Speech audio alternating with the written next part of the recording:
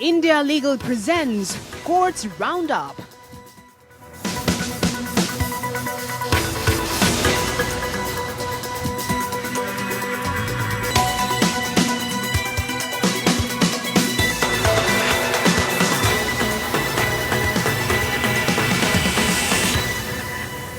नमस्कार, मैं हूं ज़ायरा। कोर्ट्स राउंडअप में आप सभी का बहुत स्वागत है। इस बुलेटिन में अगले आधे घंटे हम आपको कोर्ट से जुड़े तमाम छोटी बड़ी खबरों से रूबरू करवाएंगे। कोर्ट की कार्रवाई और सुप्रीम कोर्ट से लेकर हाई कोर्ट और लोअर कोर्ट्स तक के फैसलों को आपके सामने रखेंगे। आगे बढ़ने से पहले एक नजर हेडलाइंस पर। केरल नन दुष्कर्म मामले में बिशप फ्रैंको मुलक्कल को कोर्ट ने किया बरी। जिरह के दौरान सबूत झूठे साबित हुए। अभियोजन पक्ष ठोस चिकित्सा प्रमाण पत्र नहीं कर पाया पेश। पुलिस ने कहा फिर करेंगे अपील।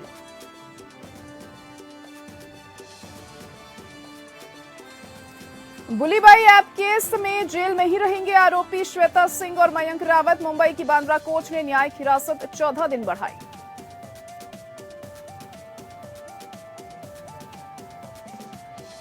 हत्याकांड में दोषी दारा सिंह की सजा कम करने की मांग वाली याचिका को ओडिशा हाईकोर्ट ने किया खारिज। कहा असहाय आदमी पर क्रूर हमले में उदारता नहीं।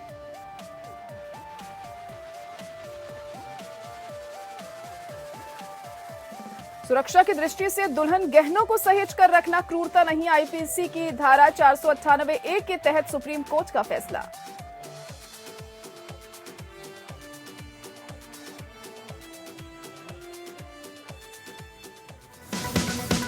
India Legal presents Courts Roundup.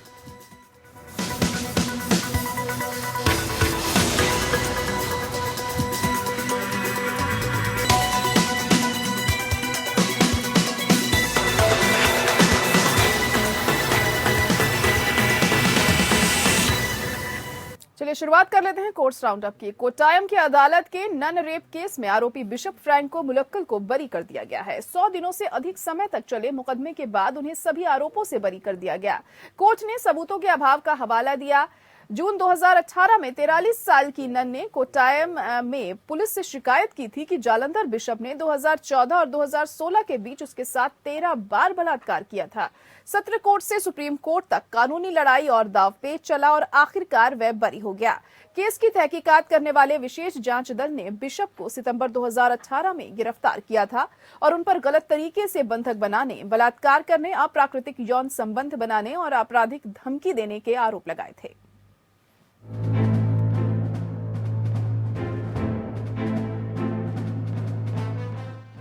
Kerala के बहुचर्चित नन दुष्कर्म केस में कोट्टायम की कोर्ट ने बड़ा फैसला सुनाते हुए बिशप फ्रैंको मुलक्कल को बरी कर दिया है। अतिरिक्त जिला एवं सत्र न्यायालय 1 के न्यायाधीश जी गोपाल कुमार ने इस केस की सुनवाई पूरी कर ये फैसला सुनाया है। फैसले के बाद नन दुष्कर्म मामले की जांच का नेतृत्व करने वाले कोट्टायम के एसपी हरिशंकर ने कहा कि वो उम्मीद कर रहे थे कि आरोपी को सजा मिलेगी। उन्होंने कहा कि वो पहले ही जांच और अभियोजन दल की बैठक आयोजित करने का फैसला कर चुके थे और वो दोबारा से अपील के लिए आगे बढ़ेंगे। गौरतलब है कि फैसला सुनाए जाने से पहले कोट्टायम अतिरिक्त सत्र न्यायालय की सुरक्षा बढ़ा दी गई थी। फैसला आने के बाद फ्रैंको मुलक्कल के वकील सीएस अजयन ने कहा है कि अभियोजन पक्ष अपने मामले को साबित करने में बुरी तरह विफल रहा है। पीड़ित द्वारा इस मुद्दे को उठाने में 4 साल की देरी की गई। उन्होंने कहा कि जिरह के दौरान उनके सबूत झूठे साबित हुए। अभियोजन पक्ष द्वारा एक ठोस चिकित्सा प्रमाण पत्र भी पेश नहीं किया गया। यह आरोप लगाया गया था कि इससे पहले 2018 में नन ने पहली बार पोप के कार्यालय सहित चर्च के उच्च अधिकारियों से संपर्क किया था, जिसमें मुलक्कल के खिलाफ गंभीर आरोप लगाए गए थे, जो उस समय एक वरिष्ठ बिशप थे। हालांकि उसे कोई प्रतिक्रिया नहीं मिली। एसआईटी ने कोर्ट में 80 पन्नों का आरोप पत्र दाखिल किया। चार्जशीट में 3 बिशप, 11 पादरी और 22 नन के नाम शामिल थे। फ्रैंको ने केस रद्द कराने के लिए केरल हाई कोर्ट और सुप्रीम कोर्ट का दरवाजा भी खटखटाया था, लेकिन दोनों कोर्ट ने मना कर दिया था। जून 2018 में जब मुलक्कल पंजाब में जालंधर के प्रमुख थे, तब नन ने कोट्टायम जिला पुलिस प्रमुख के समक्ष शिकायत दर्ज कराई और मुलक्कल पर 2014 और 2016 के बीच 13 बार बलात्कार करने का आरोप लगाया। मुलक्कल ने मुकदमे का सामना किए बिना आरोप मुक्त करने के लिए सत्र न्यायालय में आवेदन किया। पादरी ने कहा कि उन्हें झूठा फंसाया गया था। आवेदन को मार्च 2020 में खारिज कर दिया गया था।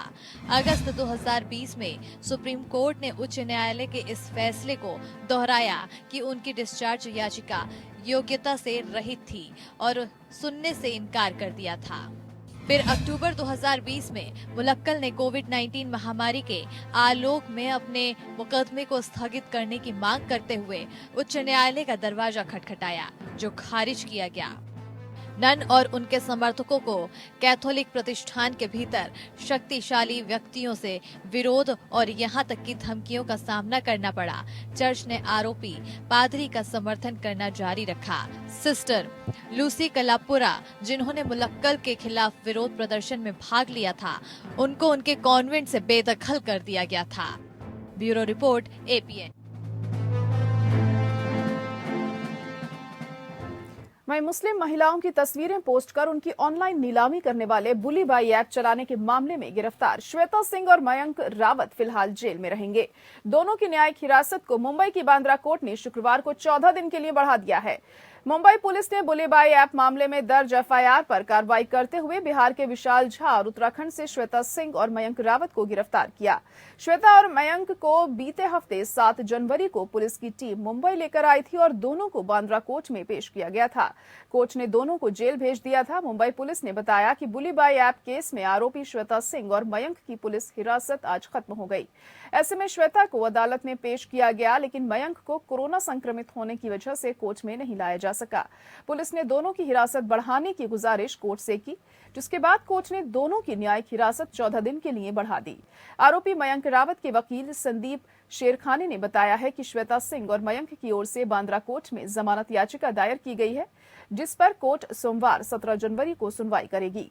बुली बाई ऐप को वेब प्लेटफॉर्म गिटहब पर तैयार किया गया था और इस ऐप पर 100 से ज्यादा मुस्लिम महिलाओं की तस्वीरें शेयर कर उनकी बिक्री होने की बात कही गई, जिसमें कई सामाजिक कार्यकर्ता, पत्रकारों और दूसरे क्षेत्रों की प्रभावशाली महिलाएं शामिल हैं। बाद में ऐप को प्लेटफॉर्म से हटा लिया गया। दिल्ली और मुंबई की पुलिस इस मामले में गिरफ्तारियां कर चुकी है। उन्होंने गिरफ्तारी में सहयोग मांगा था रुद्रपुर में और कोटद्वार में। उसके अलावा विवेचना में उनसे हमारी सुप्रीम कोर्ट ने कहा कि सुरक्षा की दृष्टि से आभूषणों को अपने पास रखना भारतीय दंड संहिता की धारा 498A के तहत क्रूरता नहीं हो सकता। इस मामले में शिकायतकर्ता द्वारा उसके पति और ससुराल वालों के खिलाफ भारतीय दंड संहिता 1860 की धारा 323, 34, 406, 420, 498A और 506 के तहत प्राथमिकी दर्ज की गई थी। शिकायतकर्ता ने अपने पति के भाई को एक आरोपी के रूप में रखा गया था। सुप्रीम कोर्ट पंजाब और हरियाणा हाई कोर्ट द्वारा पारित आदेश के खिलाफ एक अपील पर विचार कर रहा था, जिसने अमेरिका वापस जाने की अनुमति के लिए शिकायतकर्ता के देवर द्वारा दायर अर्जी खारिज कर दी थी। सुप्रीम कोर्ट ने उत्तर प्रदेश सरकार को नोटिस जारी कर जवाब मांगा है कि क्या राज्य के पास 80 वर्ष या उससे अधिक उम्र के कैदियों की समय पूर्व रिहाई पर विचार करने के लिए कोई मौजूदा नीति है। प्रधान न्यायाधीश NV रमन्ना और न्यायमूर्ति सूर्यकांत और न्यायमूर्ति हिमा कोहली की पीठ के समक्ष याचिकाकर्ता की ओर से पेश हुए advocate on record PV Yogeswaran ने बताया कि याचिकाकर्ता की उम्र वर्तमान में 80 वर्ष है। खंडपीठ ने कहा कि अपराध वर्ष 1985 में किया गया था और लंबे समय तक चलने वाले ट्रायल के बाद इलाहाबाद हाई कोर्ट के समक्ष अपील में अंतिम आदेश केवल वर्ष 2019 में पारित किया गया था। बेंच ने मामले के अजीबोगरीब तथ्यों और परिस्थितियों को ध्यान में रखते हुए यूपी राज्य को ये जांचने के लिए एक समिति नोटिस जारी किया कि क्या राज्य के पास इस मुद्दे को हल करने के लिए कोई मौजूदा नीति है। मामले की तत्कालिकता को ध्यान में रखते हुए बेंच ने उत्तर प्रदेश सरकार का जवाब मिलते ही रजिस्ट्री को इसे सूचीबद्ध करने का निर्देश दिया।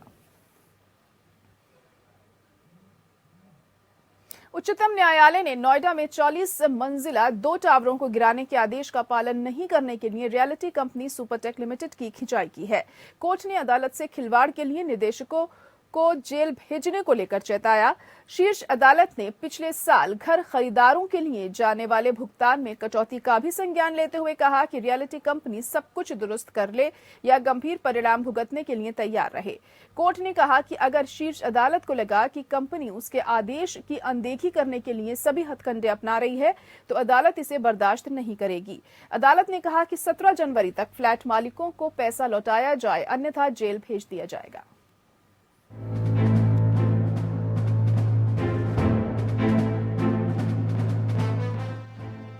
सुप्रीम कोर्ट ने रियल एस्टेट कंपनी सुपरटेक के एमराल्ड केस प्रोजेक्ट के निवेशकों के पैसे न लौटाने के लिए आड़े हाथों लिया है।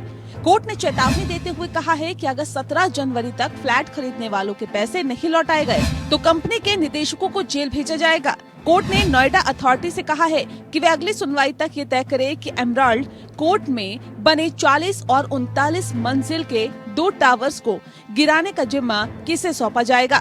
न्यायमूर्ति डीवाई चंद्रचूड़ और न्यायमूर्ति एएस बोपन्ना की खंडपीठ ने नोएडा प्राधिकरण को अतिरिक्त दस्तावेज दाखिल करने और एक हलफनामा दायर करने का आदेश दिया। पिछले साल 31 अगस्त को सुप्रीम कोर्ट ने नोएडा के सेक्टर 93 में एमराल्ड कोर्ट परिसर में बने सुपरटेक के एपेक्स और सियान नाम के 2 टावर्स गिराने का आदेश दिया था। टावर तय समय में ध्वस्त नहीं किए जा सके। इसके लिए सुपरटेक ने यूएसए की कंपनी एडविस को चुना था। कार्य योजना प्राधिकरण में प्रस्तुत की गई थी, जिस पर सेंट्रल बिल्डिंग रिसर्च इंस्टीट्यूट ने सुझाव दिए थे। ये सुझाव कार्य योजना में दोबारा से शामिल करने के लिए प्राधिकरण ने कहा है। कोर्ट ने माना है कि इन टावर्स को बनाते समय सुपरटेक बिल्डर ने वहां पहले से रह रहे लोगों की सहमति नहीं ली। 950 फ्लैट वाला ये निर्माण नक्शे के हिसाब से सोसाइटी के खुले क्षेत्र में उस जगह बनाया गया जहां से पार्क में जाने का रास्ता था। इस विशाल निर्माण से इमारतों के बीच की दूरी बहुत कम हो गई। पहले से रह रहे लोगों को रोशनी और हवा पानी में भी समस्या होने लगी। उस दिन कोर्ट ने कहा था कि दोनों टावर्स को 3 महीने में गिराया जाए। इस काम का पूरा खर्च सुपरटेक उठाए। CBRI या किसी अन्य एक्सपर्ट एजेंसी की निगरानी में निर्माण गिराया जाए। साथ ही कोर्ट ने कहा था कि फ्लैट खरीदारों को 2 महीने में पैसे वापस दिए जाएं। उन्हें इस पर 12% ब्याज मिले। इतने साल तक मुकदमा लड़ने के लिए एमराल्ड कोर्ट RWA के भी खर्च की भरपाई की जाए। बिल्डर उन्हें 1 महीने में 2 करोड़ रुपए दे। तय समय बीतने के बावजूद फ्लैट 252 खरीदारों को 12% ब्याज के साथ रुपए नहीं लौटाए जा सके हैं। सुप्रीम कोर्ट के आदेश के अनुसार सुपरटेक ग्रुप को 30 अक्टूबर 2021 तक 252 खरीदारों को 12% ब्याज के साथ रकम लौटानी थी। यह रकम करीब 100 करोड़ रुपए से अधिक बैठ रही थी। इसके चलते ग्रुप के अधिकारी पिछले 2 महीने से प्रयास में जुटे थे कि खरीदारों को वे ग्रुप के दूसरे प्रोजेक्ट में यूनिट देकर समझौता कर सकें, लेकिन अधिकांश खरीदार अपनी रकम वापस मांग रहे थे। Bureau report. Punjab Haryana high court ने narcotics drugs and psychotropic substance act 1985 के तहत मामलों में याचिकाकर्ताओं के लंबे समय तक कारावास के कारण संविधान के अनुच्छेद 21 का हवाला देते हुए सजा को निलंबित करने की मांग करने वाली 10 याचिकाओं को अनुमति दी। न्यायमूर्ति अजय तिवारी और न्यायमूर्ति पंकज जैन की खंडपीठ द्वारा उनकी सजा को निलंबित करने के बाद अनिवार्य रूप से NDPS के 10 आरोपियों को जमानत देने का निर्देश दिया गया। कुल 27 ऐसी याचिकाएं थीं जिसमें NDPS मामलों में सजा को निलंबित करने की मांग की गई थी। बाकी 17 याचिकाओं के संबंध में कोर्ट ने रजिस्ट्री को उन्हें अलग अलग करके सुनवाई के लिए अलग अलग सूचीबद्ध करने का निर्देश दिया है। ये ध्यान दिया जा सकता है कि सभी 27 मामलों को न्यायालय द्वारा एक साथ जोड़ दिया गया था, क्योंकि राज्यों के वकील ने तर्क दिया कि सुप्रीम कोर्ट के नवीनतम निर्णयों ने निर्देश दिया है कि अधिनियम के तहत जमानत के लिए और सजा के निलंबन के लिए धारा 37 के सख्त मानकों का पालन किया गया है। दूसरी ओर अपीलकर्ता अभियुक्त ने तर्क दिया कि धारा 37 की आवश्यकताओं को केवल जमानत देने या सजा के निलंबन के लिए विचार नहीं किया जा सकता है और इस तरह की दलीलों से निपटने के लिए लंबी कैद भी एक कारक हो सकती है। सजा को निलंबित करते हुए न्यायालय ने सर्वोच्च न्यायालय के कई ऐतिहासिक निर्णयों का उल्लेख किया, जिसमें लंबे समय तक कैद के मामलों में त्वरित ट्रायल का अधिकार, विचाराधीन कैदियों के अधिकार, अनुच्छेद 21 और जमानत या सजा के निलंबन पर जोर दिया गया था। अदालत ने ऐसे कई मामलों का भी हवाला दिया जिनमें अदालतों ने जमानत पर रिहा किए गए लोगों को रिहा कर दिया। अभियुक्तों की लंबी हिरासत को ध्यान में रखते हुए सजा को निलंबित कर दिया।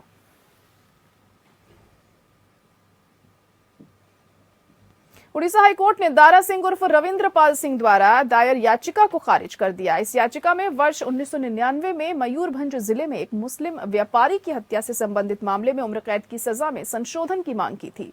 चीफ जस्टिस एस मुरलीधर और जस्टिस बीपी राउतरे ने अपील खारिज करते हुए कहा कि इस बीच अपीलकर्ता पहले ही 21 साल से अधिक समय तक जेल हिरासत में रह चुका है और उसकी लंबी हिरासत को देखते हुए सजा को इतनी अवधि के लिए संशोधित किया जा सकता है।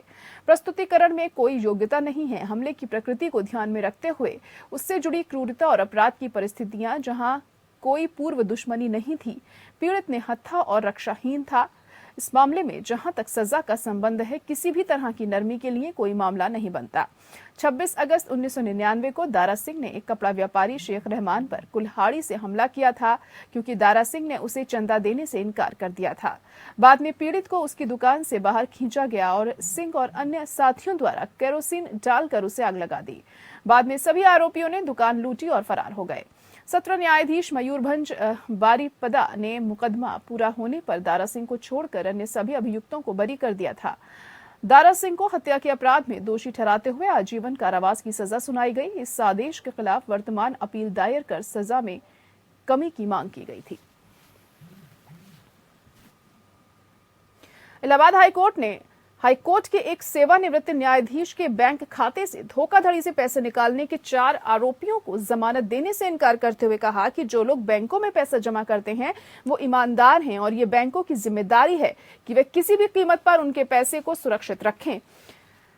न्यायमूर्ति शेखर यादव की खंडपीठ ने यह भी कहा कि जो लोग बैंक में करोड़ों रुपए जमा नहीं करते हैं और अपने घरों के तहखाने में छिपाते हैं, वह देश की आर्थिक समृद्धि को खोखला करने के लिए जिम्मेदार हैं। उन्होंने कहा कि बैंक को ऐसे मामलों की जिम्मेदारी लेनी चाहिए जिनमें साइबर अपराधियों द्वारा जमाकर्ताओं के पैसे धोखाधड़ी करके निकाल लिए जाते हैं, क्योंकि ऐसे खाताधारक देश के प्रति अधिक ईमानदार होते हैं क्योंकि वे अपना सफेद पैसा बैंकों में जमा करते हैं। पीठ ने कहा कि बैंक खाताधारकों का पैसा सुरक्षित होना चाहिए, केवल इसलिए नहीं कि खाताधारक बैंक में पैसा जमा करता है ताकि जरूरत पड़ने पर वह इसे निकाल सके, बल्कि इसलिए भी कि बैंक में जमाकर्ताओं द्वारा जमा किया गया पैसा सफेद है और जिसके कारण देश की आर्थिक स्थिति में भी सुधार होता है। दूसरी ओर देश में ऐसे लोग हैं जो करोड़ों रुपए बैंक में जमा नहीं करते हैं और इसे अपने घरों में तहखाने में छिपा कर रखते हैं। बैंकों को इसका कोई लाभ नहीं मिलता है और वह देश की आर्थिक स्थिति को भी खोखला करते हैं। ऐसे में बैंक का खाताधारक देश के प्रति अधिक ईमानदार होता है और उसका पैसा बैंक द्वारा हर कीमत पर सुरक्षित रखा जाना चाहिए और अगर किसी भी तरह से पैसा है साइबर अपराधियों द्वारा निकाल लिया जाता है तो इसके लिए बैंक को इसकी जिम्मेदारी लेनी चाहिए। न्यायालय एक मामले के संबंध में 4 आरोपियों की जमानत याचिका पर विचार कर रहा था, जिसमें हाईकोर्ट एक सेवानिवृत्त न्यायाधीश के बैंक खाते से धोखाधड़ी से पैसा निकाल ले गए थे और दरअसल हाईकोर्ट की रिटायर्ड जज जस्टिस पूनम श्रीवास्तव के खाते से 5 लाख रुपए निकाले गए। मामले की जांच की गई तो 3 आरोपियों को झारखंड के जामताड़ा से गिरफ्तार किया गया। इसके बाद उन्होंने जमानत याचिका दायर करके अदालत का रुख किया और अपने खिलाफ लगे आरोपों का विरोध किया।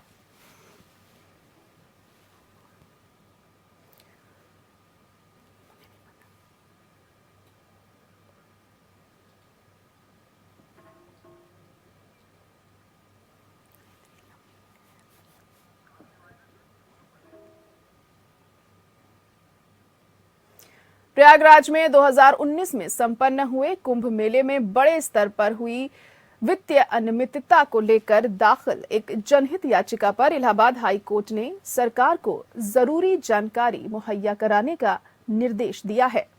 जनहित याचिका दाखिल कर सीएजी या कंट्रोलर एंड ऑडिटर जनरल की ऑडिट रिपोर्ट जो 19 अगस्त 2021 को दी गई है उस पर कार्रवाई की मांग भी की गई है। अब याचिका में कहा गया है कि सीएजी की रिपोर्ट में उजागर किया गया कि कुंभ मेला 2019 प्रयागराज में तमाम खर्च बेवजह किए गए हैं। ये भी कहा गया है कि सीएजी की रिपोर्ट में इस तथ्य का खुलासा होने के बाद भी कोई कार्रवाई नहीं हुई है। ये भी बात इसमें सामने आई और कहा गया है कि सीएजी की रिपोर्ट विधानसभा में भी नहीं रखी गई, जो कि जरूरी है। यह आदेश जस्टिस मनोज मिश्र और जस्टिस समीर जैन की खंडपीठ ने तन्मय चटर्जी की तरफ से दाखिल जनहित याचिका पर दिया है।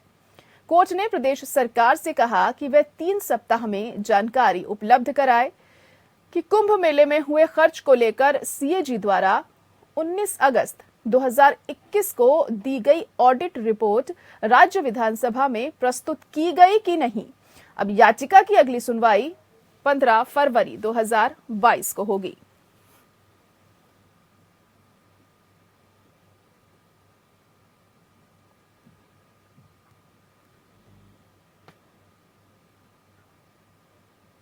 और इसी के साथ कोर्ट्स राउंड अप में आज के लिए इतना ही। बाकी खबरों के लिए आप बने रहिए हमारे साथ। India Legal presents Courts Roundup.